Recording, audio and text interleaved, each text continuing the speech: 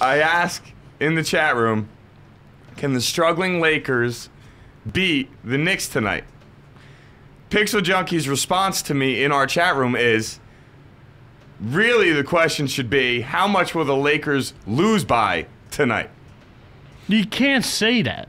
Yeah. You can't, because the Lakers could still win this game. Kobe could come out. Kobe gets pumped up. Mm-hmm. It's at the Garden. And I was going to say, this in many ways could be a trap game for the Knicks, because, you know, they are playing well. The Lakers are struggling.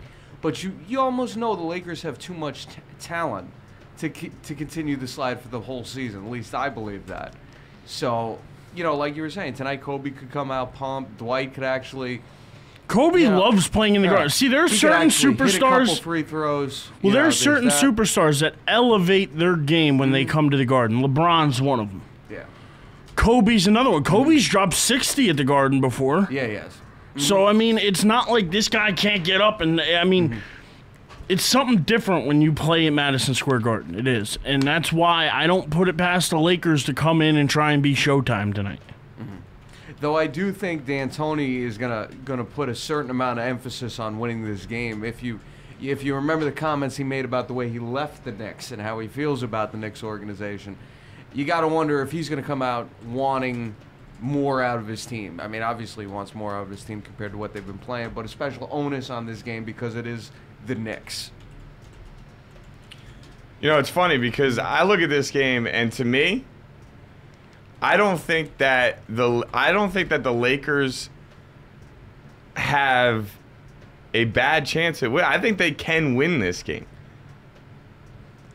But the problem with the Lakers is that I don't think they match the Knicks' effort. And I think that's where the real problem lies. That's the one thing about the Knicks that I've loved watching this year, which is really sad to say just for the simple fact that I hate the Knicks. But when you watch this team, they play hard basketball. They do. I mean, they really do. They play hard defense. They play good ball movement. And they're very, look, I'm sorry. I hate saying it. It bothers the hell out of me. But they really are one of the best teams in the NBA right now. They are playing some of the best basketball. They average, what's it, 20... How many threes a game? 20, not 20, 17, 18? Who? The Knicks? They're averaging 12 threes a game made. No, I'm saying how many are they shooting, though? Somewhere they're shooting close to like around 20, 25, somewhere. Yeah. But that's the thing. They're shooting as a team 40+%. Melo's playing like an MVP. Look, Ron Artest can, roll with Melo, but he ain't going to stop Melo. I'm with Pixel. I saw that Pixel is mentioning what Kobe Bryant mentioned today on ESPN about Carmelo Anthony. He actually said playing against Melo is harder than playing against anybody else in the league. And that's coming from Kobe Bryant. He's as pure a scorer as you're going to find in the NBA. And I said this years ago when he came out of his 1 year of college at Syracuse, winning a national championship, and him and LeBron were in the same draft. I looked at it and I said, well, you could go with a guy who may have more all-around game in LeBron, or you could go with a guy who is the more pure scorer of the group. And to me, I've always been a fan of Melo. I watched him at Syracuse. I always wanted him to be in New York. As much as I wanted LeBron a few years ago, it was like 1 and 1A. You know what I mean? Like, I would have taken either of them. And to see his commitment on defense this year, that's the difference. And that's the thing that's elevating his game to a new level. Well, I'm going to be honest. Whenever I think about the high-priced free agents coming in, I always think about the circus they bring. So I wasn't really on the LeBron bandwagon. And as far as Melo goes, I like him as a player, but to me, I need to see it for a full season. He's done very well so far. And the Knicks have done great this year. I'm not even going to try to say it. The 20-point win against the Heat when Melo wasn't even playing. But when it comes down to tonight's game, most people seem that the Knicks win by double digits. So let's turn it here. Every Knick win by double digits. What would the Lakers have to do to win this game? Let's put it that way. Because we all know what the Knicks can do to win. What do the Lakers have to do to win this game? I think Dwight Howard has to make a big presence felt tonight. And I think if they do the hack-a-shack stuff and send him to the line, he has to be confident with his free throws. He's terrible at the free throw line, and he's got to change that. I think you need to see Antoine Jameson make an appearance, try to get some offense going. I'm not gonna lie, I don't know what's going on with Pau Gasol. Is he playing now or is he still out? He might be back tonight. I don't know. He's been dealing with sprained knees. I know that. I know that. And I know there's been a lot of trade rumors around him, but he's got to step up in a big way because for the Lakers to be successful, they need both Gasol and Howard healthy, plain and simple. So you got to see something out of both of them, and you got to see some of the secondary players like Antoine Jameson step up. Can't just be Kobe Bryant because the Knicks are playing like a team now, and the Lakers got to match that. All right, Eric, I'll ask you this.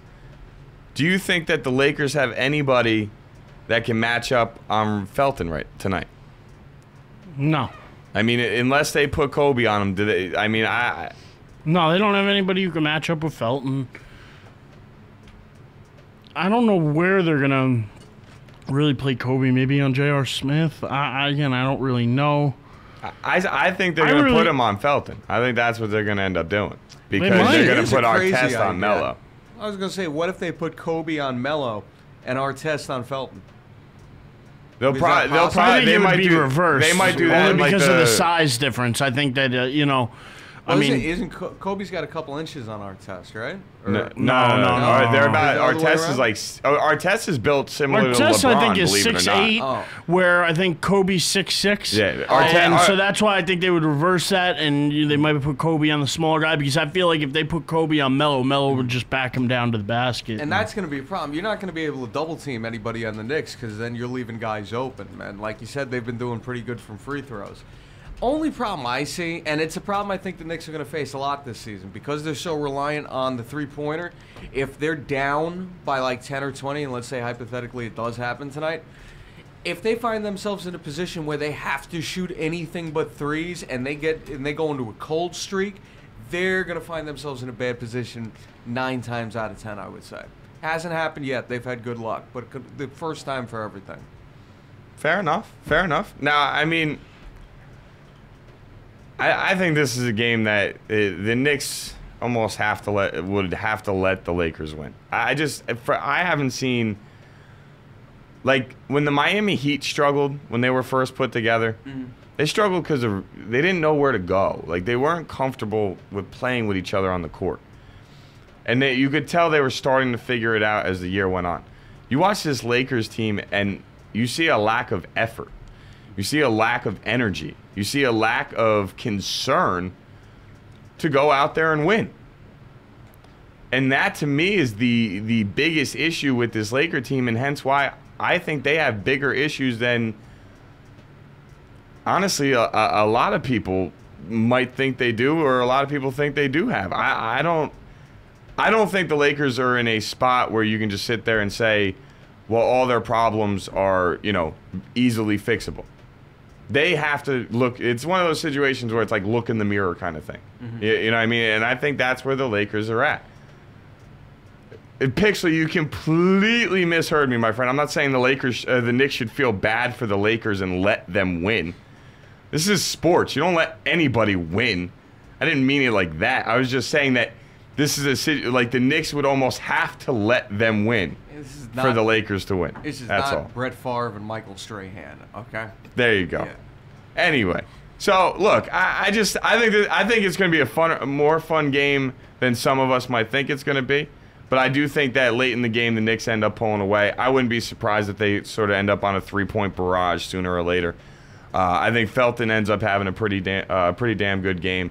And you know what? Surprisingly, though, I wouldn't be surprised if you see Chandler and Howard maybe a little shoving or something. Maybe a little aggravation amongst just because Chandler's going to be like, I'm on a better team, and Howard's going to be like, my team sucks. I don't know.